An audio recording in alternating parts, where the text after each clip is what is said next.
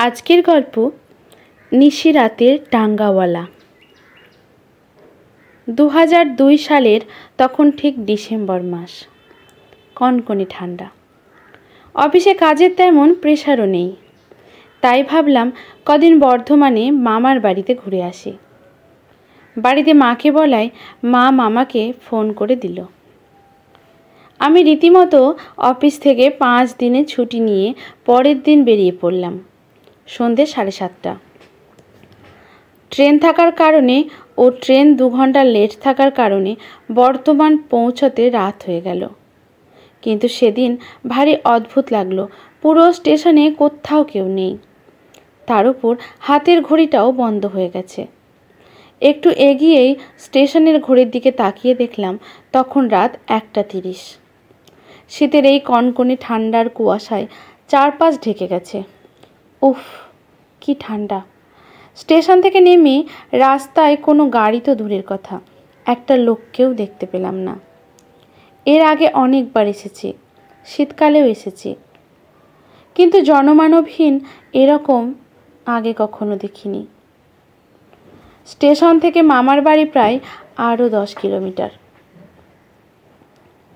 কি আর করা যাবে, তাই কিছু না ভেবে হাঁটতে শুরু করলাম।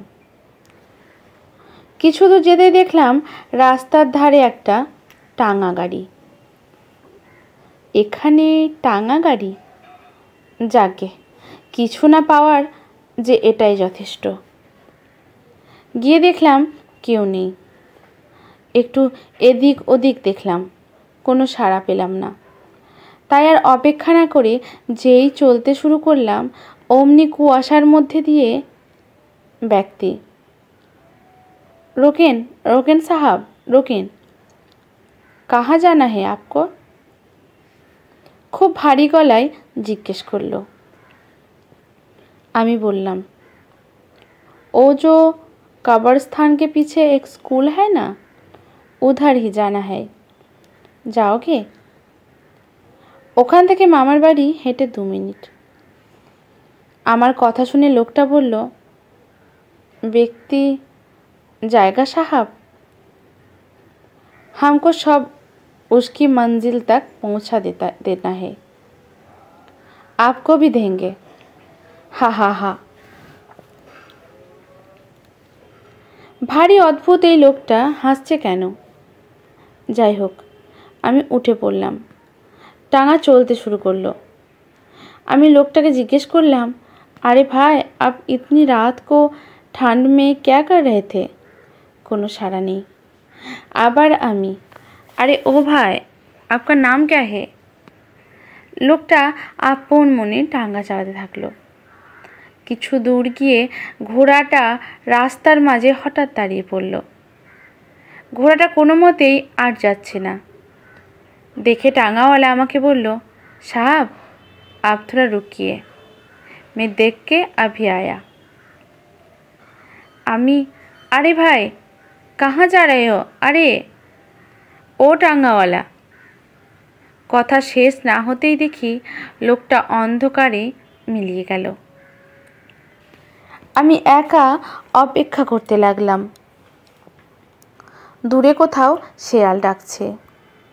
এই শীতের অন্ধকার রাস্তায় একা একটু ভয়ও লাগছে। অনেকক্ষণ পর দেখলাম লোকটা ফিরে এলো। আমি জিজ্ঞেস করলাম, ओ भाई, आप कहाँ गए थे?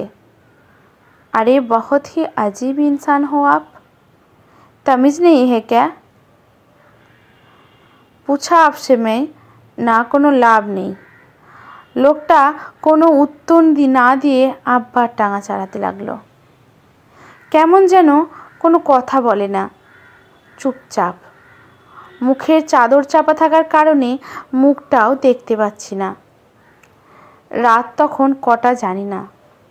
আকাশে মেঘ সরে গেছে। চাঁদের আলোয় আশেপাশে অনেকটা স্পষ্ট দেখা যাচ্ছে। কিন্তু এ কি? লোকটার হাতের জায়গায় মনে হচ্ছে কঙ্কালের হাত। তাই তো, স্পষ্ট বোঝা যাচ্ছে এ তো কঙ্কালের হাত। আমার ভয়ে সারা শরীর গরমে ঘামতে শুরু করলো। আমি চুপচাপ বসে ভয়ে।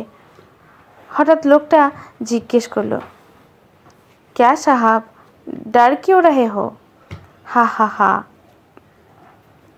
দেখলাম লোকটার মাথাটা পুরো আমার দিকে ঘুরে গেল। এ কি দেখছি আমি? মুখের জায়গায় কঙ্কাল। লাল আগুনের মতো চোখ জ্বলছে। আমি ভয়ে কোনো দিক না ভেবে চলন্ত গাড়ি থেকে ঝাঁপ দিলাম। হাত পা কেটে মাথা ফেটে গেল। ওইভাবেই শরীরে যত জোর ছিল সব একসাথে এনে দৌড়াতে লাগলাম। আর পেছনে সেই টাঙ্গাওয়ালা, সাহাব ডর কিউ রহে হো, রুকো, मैं आपको चढ़ दूंगा, मेरे साथ चलो, হা হা হা। আমি পিছন দিকে আর না তাকিয়ে সামনে দৌড়াতে লাগলাম। ক্ষত শরীর নিয়ে দৌড়াতে দৌড়াতে কপালের জোরে কোনো মতে মামার বাড়ির গেটের সামনে এসে জ্ঞান হারিয়ে ফেললাম। জ্ঞান ফিরলে দেখি আমি হাসপাতালে। আমার মাথায় হাতে ব্যান্ডেজ করা। মামা ডক্টরের সাথে কথা বলেছে। সুস্থ হয়ে বাড়ি ফিরে মামি বলে, ওই গ্রামে এক টাঙ্গাওয়ালা থাকতো, নাম নূর আলী। কয়েক মাস আগে একদিন রাতে টাঙ্গা নিয়ে বাড়ি ফেরার পথে এক আগন্তুকের হাতে খুন হয়। তাকে যখন উদ্ধার করা হয় অর্ধেক শরীর পোড়া ছিল। তারপর থেকেই রাতের বেলা কেউ স্টেশন থেকে একা ফিরলে ওকে দেখতে পায়। গ্রামে অনেকে জানায় দুজন মানুষ এর আগে মারা গেছিল। তাদের দেহ উদ্ধার করা হয় জঙ্গলের এক পাশের, আর সেই দেহের কাছাকাছি ছিল নূর আলীর টাঙা। আমাকে বলে, তোর কপাল খুব ভালো যে বেঁচে ফিরেছিস। তারপর থেকে মামার বাড়ি গেলেও রাতে নয়, সকালে ট্রেনেই যেতাম। কিন্তু আজও মাঝে মাঝে রাতে সেই গলা, সাহাব ডর কিউ রহে হো, आओ मैं आपको छोड़ दूंगा, আজও আমার কানে বাজে। আজকের গল্পটি এখানেই সমাপ্ত। ভালো লাগলে লাইক শেয়ার কমেন্ট করে পাশে থাকবেন। ধন্যবাদ।